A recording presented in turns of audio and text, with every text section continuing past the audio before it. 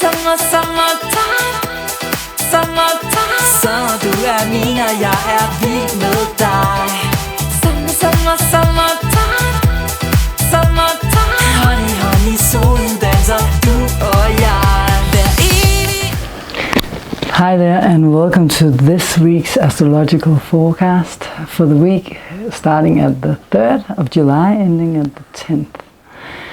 I'm your modern shaman, Maria in RainbowLand, here from my showroom slash our meditation room slash home in Tokyo, Japan.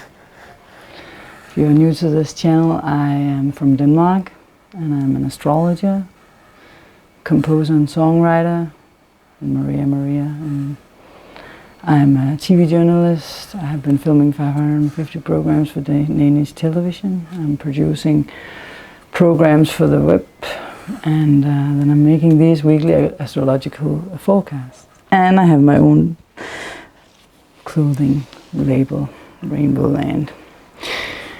Anything I do is to inspire people to follow their hearts, not trends. That's what I have been trying to do since I was 19. Today I am 39 years old. When I stopped going to school, I started my own business right away, where I tried to follow my heart, and I have been through many different stories, many different things in my life, and this is what taught me about astrology, because I've been following the stars and seeing which aspects and which constellations in the sky created which situations around the world and in my personal life and the life of friends, etc. So my background in astrology is I learned a lot from my uncle and aunt, 50 years of astrology, professional astrologers, and then life taught me. And I'm also channeling. So it's a combination of astrology and what needs to be said. We start out with the collective forecast, and after that we will go into the personal sun signs. So if you're on this channel right now, you can look down and see if we are on your personal sign.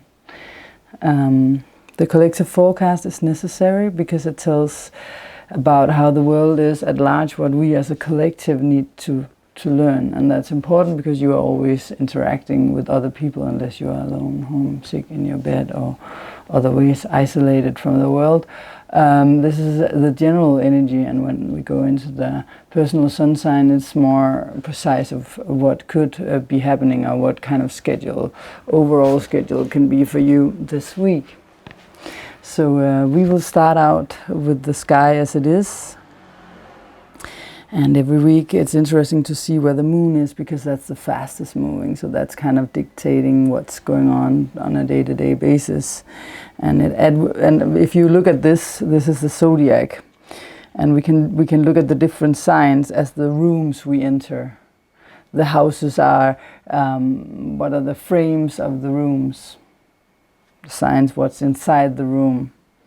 And the planets, we just call them all planets, even though some are asteroids, some are luminaries, like the moon and the sun, etc. We just call them planets.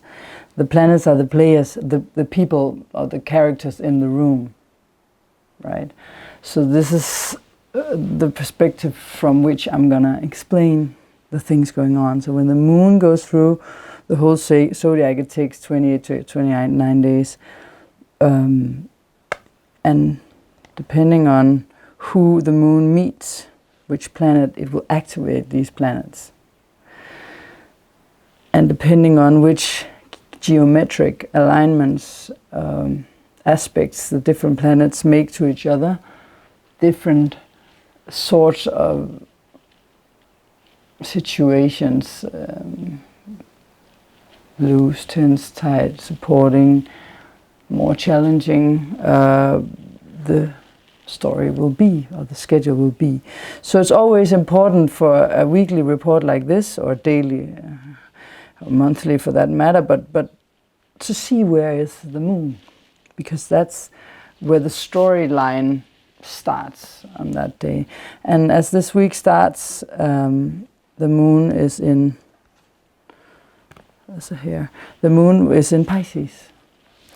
So it will go from Pisces into Aries, into Taurus throughout this moon cycle, or this week.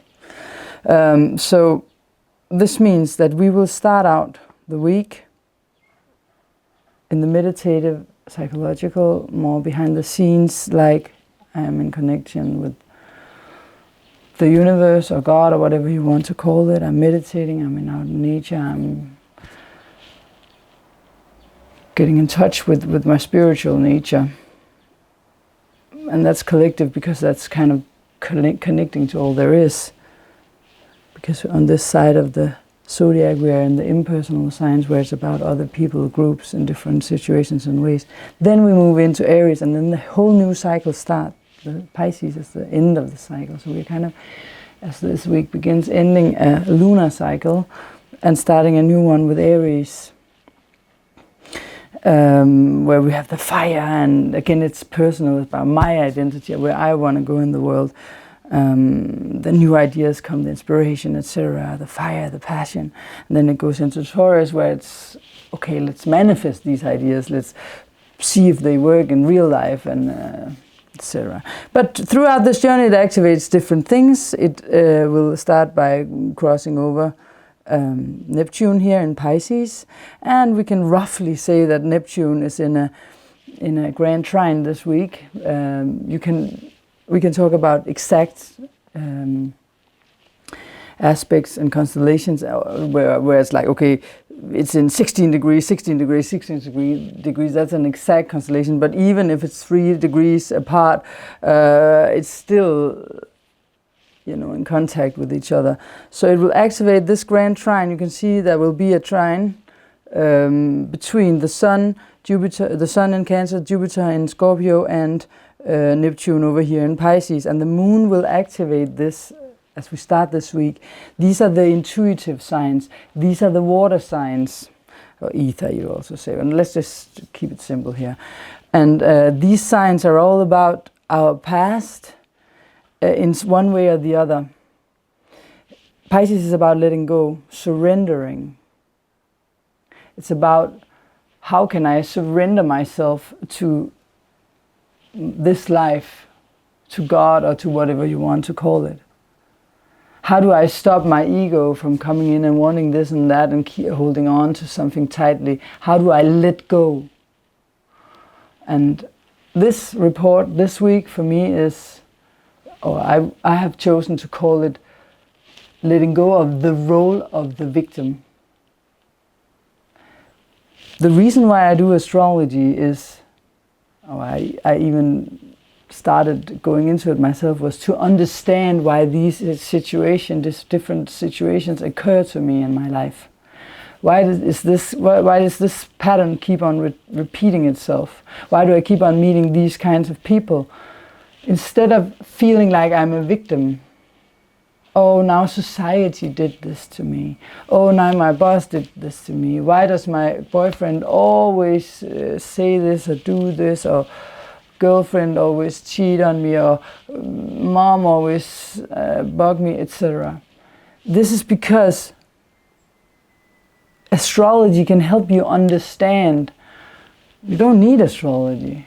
You can also just ask yourself, close your eyes and ask inside your heart, or I call it follow your heart. My twin flame, my partner, Martin Mikkelsen, he would call it the higher self. I would also, but he is writing a book about the higher self, and that's how he says it.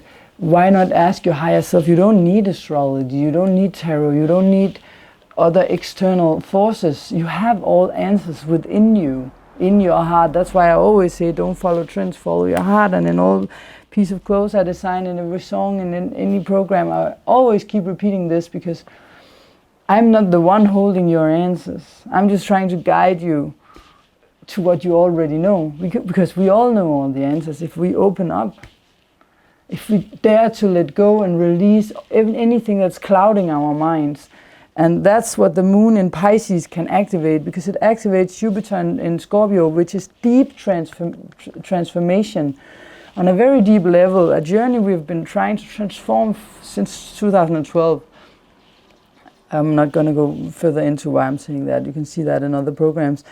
And then we have Cancer here, which is your personal life, your inner child, in combination of the deep transformation of heavy, deep inner stuff, deep wounds, long time, old, past wounds, and the inner child, when it was not heard, nurtured, or supported, and whatever you need to let go of up here in Pisces, and surrender this to life and say, okay, I'm not the role of the victim. Now I will start asking myself, how can I change so that this doesn't keep repeating?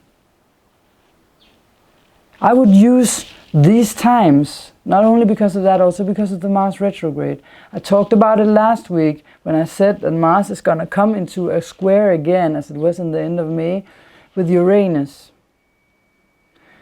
So what I meant was, it's a long process of this Mars retrograde as it goes backwards and then forward again, of this particular thing that you feel is the heaviest thing in your life right now. And if it's 2, if it's 3 things, don't feel like a victim. Just feel like, oh, probably I consider myself strong enough to deal with all of these, so I will have trust in that my higher self or inner stronger, the soul part of myself is strong enough to handle it, otherwise it wouldn't be on my plate.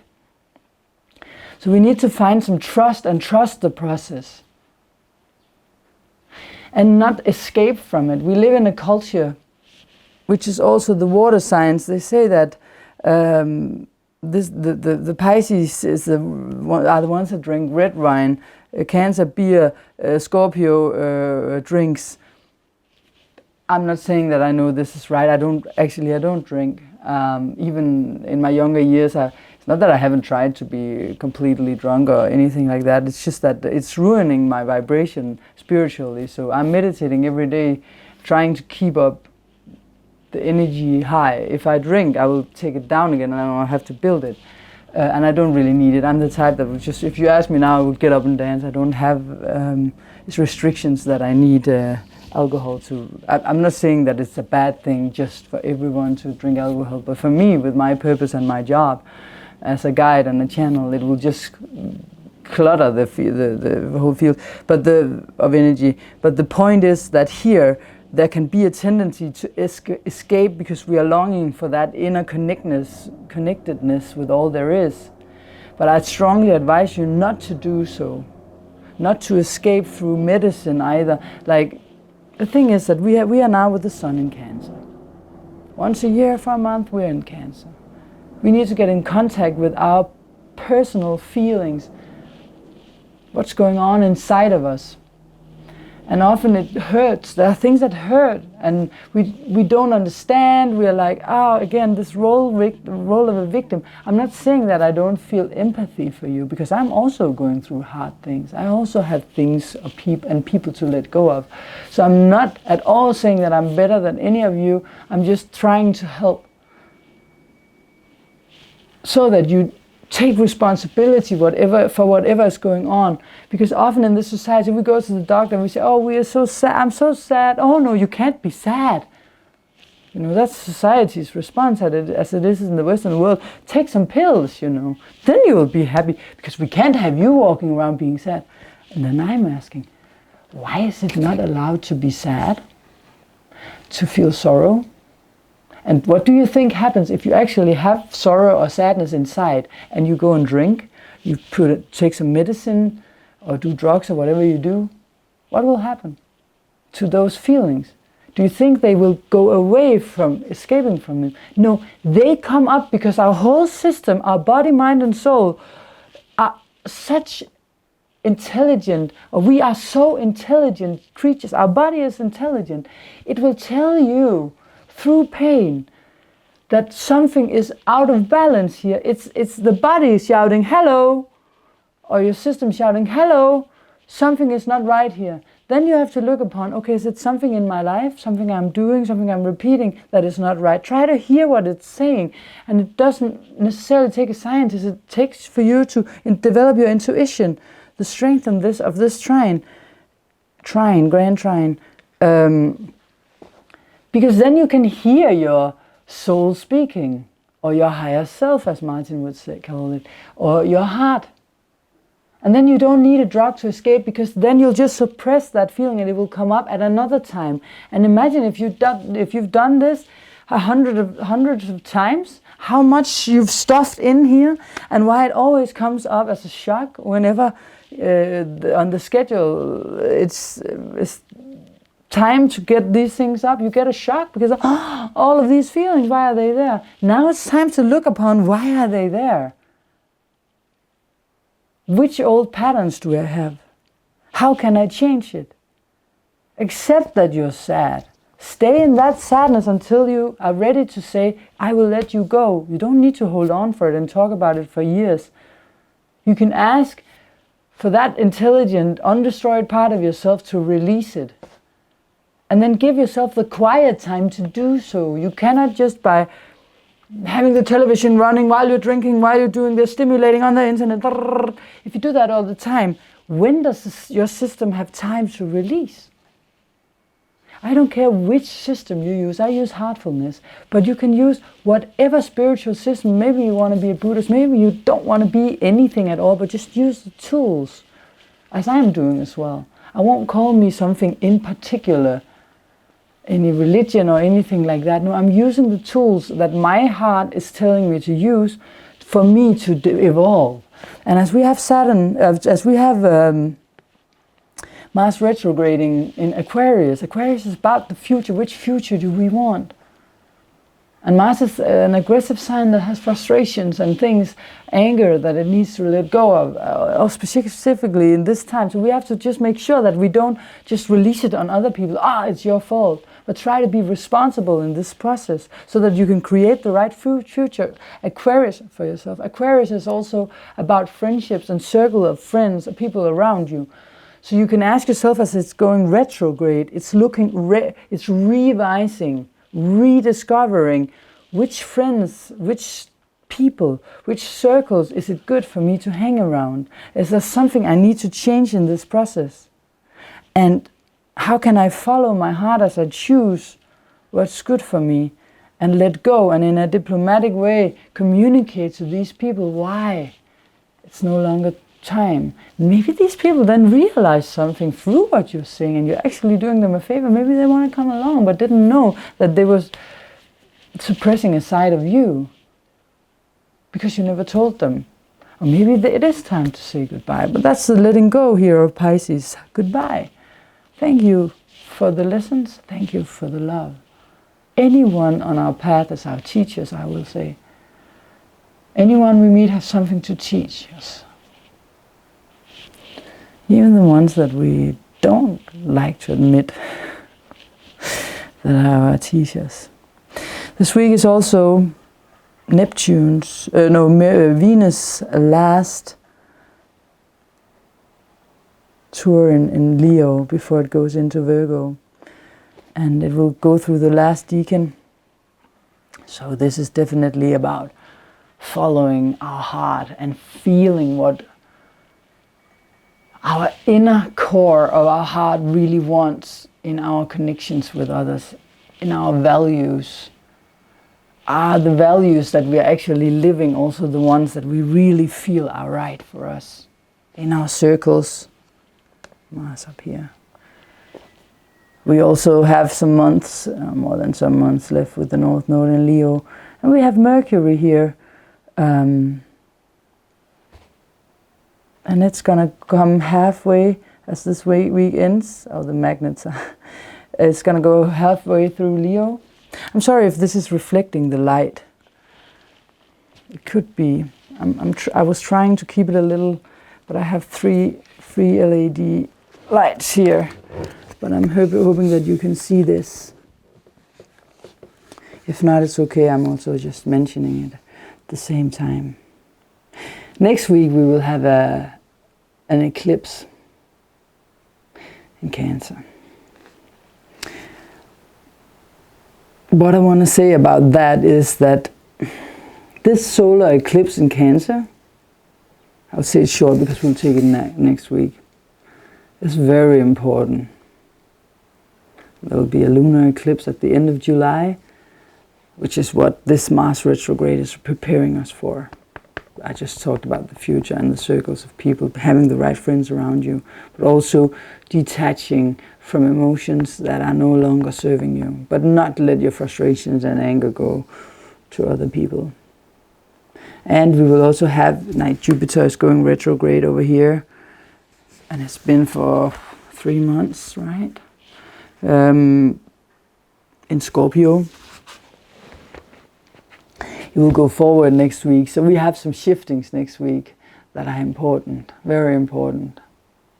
So, but the energy then, as we are letting go, going into the moon, going into Aries, and then into Taurus. I need to get some film so that this doesn't reflect. I was just thinking about that. I went to Nippon, one of the biggest companies in Japan, a printing company, because of a collaboration I'm gonna make with them with my brand, and also some television probably this week. It's a huge collaboration. They make things for cars, computers, television, La Louvre in France, museums, print money, print anything you can print upon, food. I have never seen such a big company, and I got a personal tour because of the collaboration we're gonna do. And these Japanese people are so amazing. We could learn so much from their kindness and gentleness. The way I was received as I got there, the way they gave me the tour, like the man I'm working with there, an older Japanese guy, he has such a great heart. It's amazing. And the reason why I'm saying it is also because of the kindness that we need to be kind, like the Japanese are to other people. This kindness, you have to be kind to yourself and not beat yourself up once you realize, okay, maybe I cannot just blame the other people. We need to realize that other people are where they are for reasons. If you had their horoscope, you would probably be the same place. You are not necessarily right, but this is what's right for you.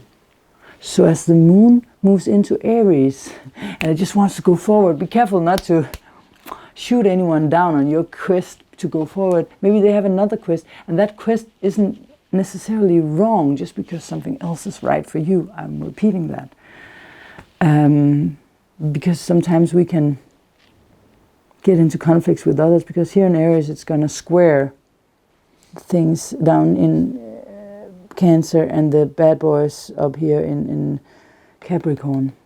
So during this week, as Mars is also going to be in opposition to Mercury, and the communication can be a little tense, and then the moon is going to here we have Mercury in opposition to Mars, and the moon going into Aries. So it can be a little wild as we go to the weekend. The feisty Aries energy, use it in a positive way. Remember that anything I say, nothing is bad, really. Because there's a part of us that knows that it's all good, and you just need to lean back, as you of course do your work, because with Saturn that's active in our charts, we have to do hard work, but at the same time, let your soul enjoy this ride and enjoy anything as it unfolds. Try not to control too much. I want this to happen, I want that. You know, we go into Aries, the ego, and then the Taurus wants to manifest this and have that. That's the last part of the week, as the moon is going there. And we think a lot about ourselves. But basically, our soul knows that we are all connected on a deeper level. So there's no need to force things through. The universe is going to unfold the plan step by step, whether you want it or not, or whether you like it or not personally. But your inner core, the higher self, knows that it's all like it's supposed to be, and that we planned this at one level, some level or another. Our soul made a schedule, and therefore, as I said in the beginning, this program I will call it the role of the victim, and letting go of playing the victim. You don't need to play a victim. I know this may be provocative to your ego, but you made this plan for you. There's someone, Charity from Heartfulness, a master that died recently, actually. Beloved master he said that until you reach the state of complete purity, anything that happens in your life is a reflection of you. Take that. And I'll give that 10 seconds of silence. Anything that happen around you is a reflection of things going on inside you. So who's responsible and who can change it?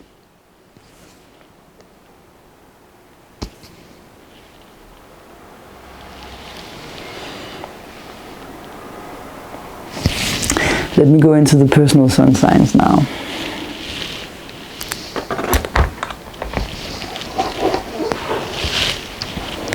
So this is the PSer for the collective, especially for Aries because it happens in Aries, but it's for all of us, and it gets its own section because this is one of the very important things, if you ask me, for this week. For the first time in 50 years, Chiron goes retrograde in Aries. Chiron is where we feel inadequate, where we are broken somewhere inside, where we feel ashamed of ourselves. It's the wounded healer, it's called. Because as Chiron had to heal his wounds, long story, I told it in another section, I won't tell it again now, but you can ask and I will comment in the comment section if you want to know more. As Chiron healed from his wounds, he became a wounded healer and specialist in healing wounds. So Chiron is in Aries. What is Aries about? Aries is the first sign of the Zodiac. It is the first little plant that breaks through the soil, the sprout of the energy arising after a long winter. It's spring coming. It's our identity. It's our expression of self. And when Chiron goes retrograde there, because it just came into Aries recently, only a few months ago, we started dealing with this part of ourselves, which is perhaps the worst and the most critical part of our soul, not of our soul, but our soul in the body as human beings. And that is when we feel like that we are not wanted for who we are. When we feel like someone wants us to not be there. When we feel we are adequate to exist. We don't feel like we belong here because people don't want us here. Someone don't want me here as I am. People want you to change because you are not good enough for who you are. You can be here, but only if you are not yourself. And in Aries, because Aries is about your identity. I want to go this direction. What do I want? What is my identity? But the crisis, the wound you can have here is when people don't like you. I don't like you. I don't like who you are. The feeling of someone saying that without words, with words, whenever during your life or in lifetimes. This is the wound we're healing. I'm Aries. I have Mars within the first degree of Aries. It just went into Aries. So I've had Chiron now moving over my Mars in Aries. And I tell you that I have been confronted with old wounds of me and the family, not my mom and my dad, not being wanted if I stood out as a spiritual person.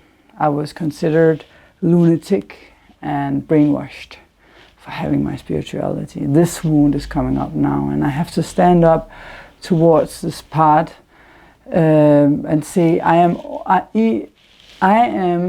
allowed to be here as I am. I'm not trying to convince you to be spiritual as me, but there cannot be rules. That's what I'm going through.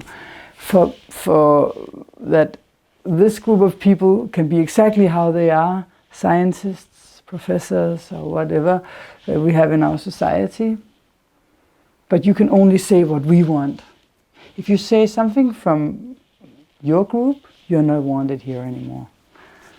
This is an old wound of mine, more than 20 years and lifetimes, long story. Maybe you have something similar in your life. This is not the only part. It's also about the environment I am in often in my life these days, these times. I have to fit in, and I have to cut a toe, what do you call it in English? Cut a heel and cut a toe, you know, like in Cinderella when she has to fit the shoes. Cut. Actually, I have a wound here on my toe from wearing shoes that weren't nice. Anyways, my point is just that wherever you feel like you, identity-wise, are not welcomed as you are, this is the time to heal this wound. Now Chiron is going retrograde. We have the ability to look over it again and see how we can heal this section of a part of ourselves. How we can be as we are, whole, and not needing necessarily to say it out loud or shout it out loud. I am like this, you know. It's more that peace you feel when you rest harmonically, peacefully in your own identity, with no need to shout, no need to do anything, because you know that you are welcome and okay just the way you are. And if you are not, it has nothing to do with you. Also, the acceptance of that is amazing. That is what I'm working upon. Accepting the people that don't appreciate me for who I am without judging them. Saying they come from where they come from, and that is also okay. This goes for all signs. Identity-wise, of course, through each sign it will be something different. For Taurus, it's in the 12th house of the spirituality, the way they approach their identity of spirituality, or the contact with God, or psychological nature. Again, when I say God, I don't mean religion at all. It's just an expression for whatever created us. You know, to put words on whatever created this is also already then a little wrong, because something that big in one little word. For Gemini, it's the 11th house. It's the identity within groups, circles of friends, etc. Cancer, it's the 10th house. It's how they express themselves at their work, at their career-wise, their uniqueness of how they express themselves in their career. There's a room for this. The Leos, it's the 9th house. The spirituality and the guru-like condition where they have the grand overview in their special way. The Virgos.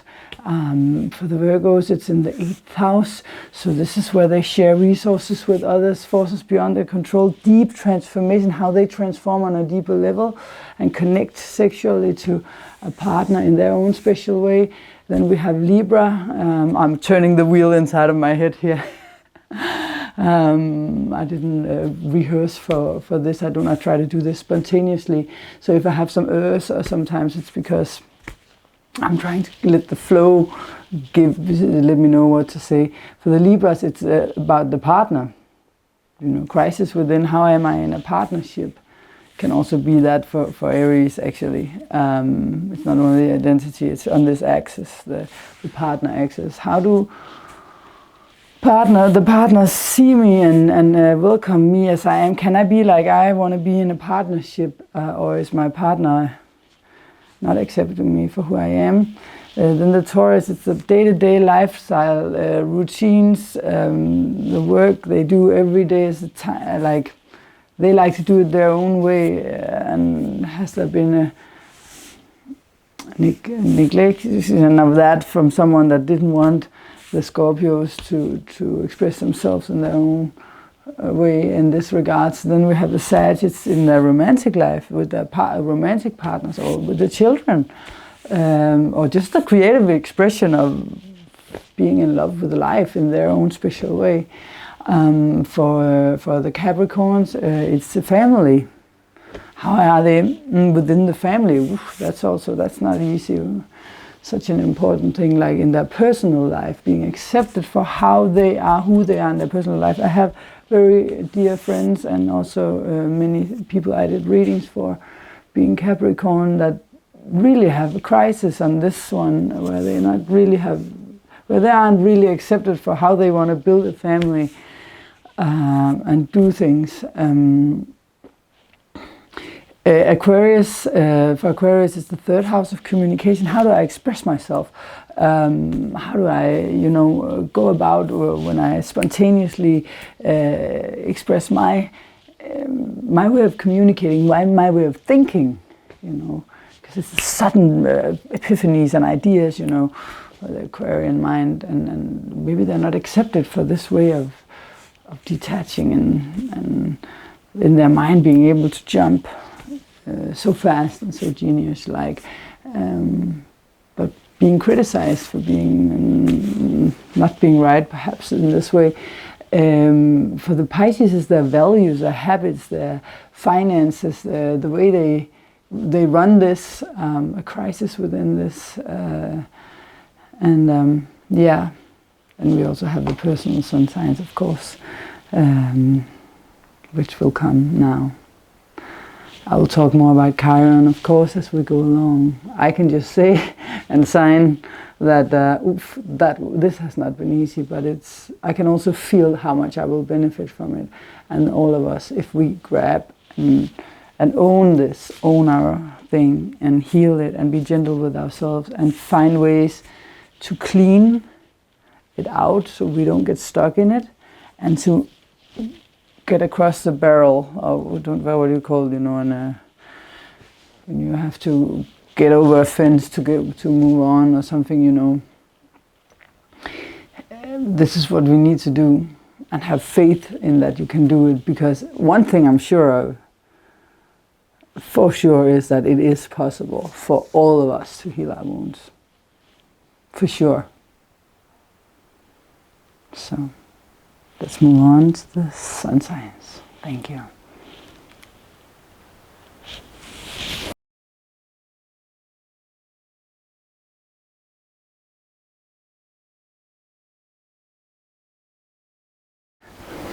Hi there, Virgo. So now it's time for your personal sun sign part, and it doesn't mean that you can't use what I said in the collective, because that's just as important. So the sun is in your 11th house, and it's making an awesome aspect to Jupiter in your 3rd house, and this can suggest that you'll be hanging around, meeting some nice people, friends, circle of friends, your circles in general, talking about the future, planning for the future, try to see what will be good for you, and getting inspiration through your network, and in your 3rd house with Jupiter there, and maybe also altering your communication at large, so that people will really listen to the things that you have to say. Maybe you have some really gold corns, as we say in Danish, guldkorn. That's when someone says something that other people can really use and benefit from. There's also something else going on in your natural 6th house. We have Mars retrograding, as I talked about last week, but it's going to be in opposition with your planet, and your planet is in Leo, and that's in your 12th house. So there's a part of you that actually don't want to stay that social, but still at the same time, because it's 12 houses behind the scenes, and where you are letting go of what's no longer serving you, getting prepared to start your new year later on. When Mercury starts come across your natal sun in your own chart in Virgo, it's kind of a new start, not the same as when the sun does it, but still, to me, it's always seemed like when your personal planet crosses your birthday, point in the chart, you will have a new start, and that won't be in too long. I mean, I don't know exactly because I don't know when you're born exactly, but within a month plus minus a couple of weeks, that's going to happen. So your planet is preparing itself for the new future with the sun in your 11th house, trying to figure out how it's going to be, how to manage the things. But it's going to come into opposition with Mars in your 6th house. So maybe in a work situation or in a day-to-day routine, like doing tasks and duties situation, someone is going to come across as a little aggressive or opinionated against what it is that you are going around with. So, and maybe that will make you a little bit irritated, you know. But please don't lose sight of this awesome aspect. You know, you have a big gift this week, and there's a small stone in your shoe, and try to ignore the stone in the shoe and say it happens, and see the large perspective, you know, the big picture that the sun in the 11th house of visions and the future is giving to you. Then we also have a third quarter moon square in Aries.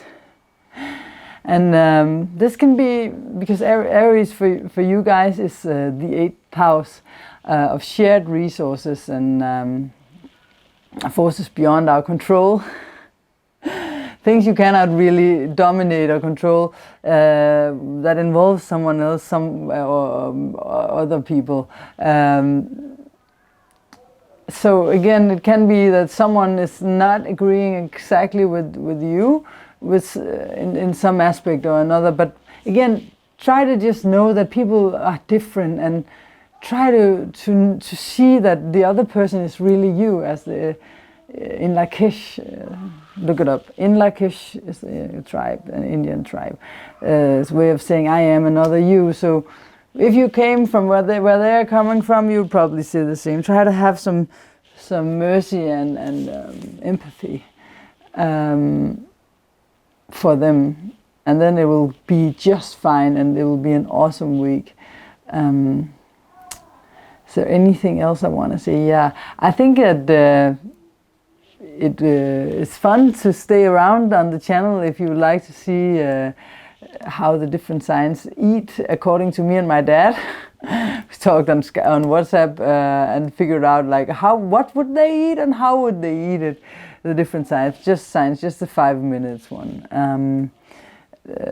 Yeah, and just remember to don't follow trends, follow your heart. You awesome Virgos. See you next week.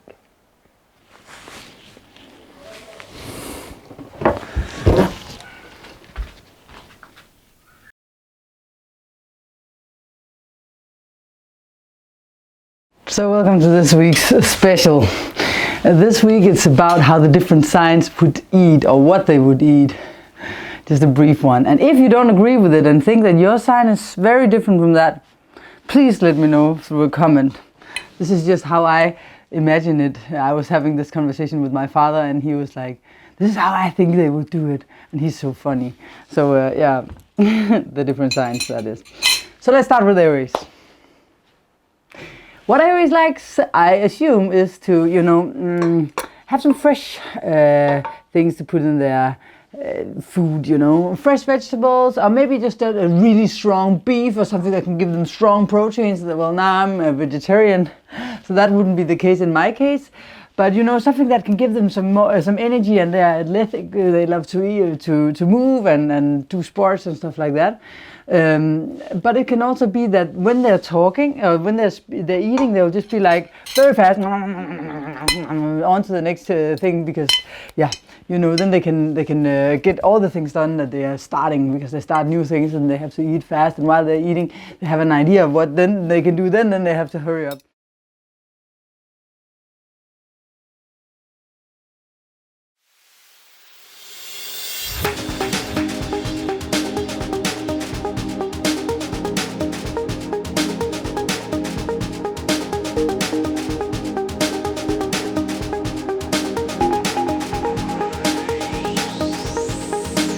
There is this angel singing, I'm gonna find my way back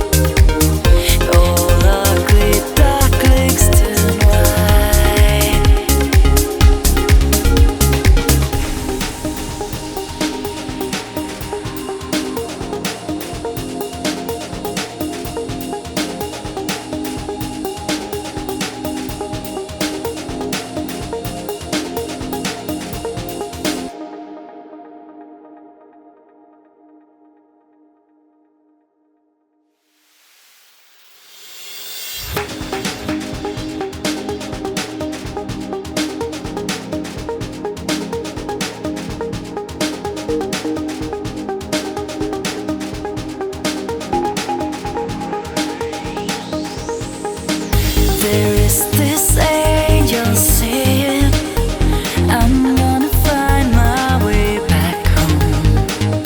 The secret is love, he said. You've got to lift yourself up, try again. One day you will break through. What you long for will find you.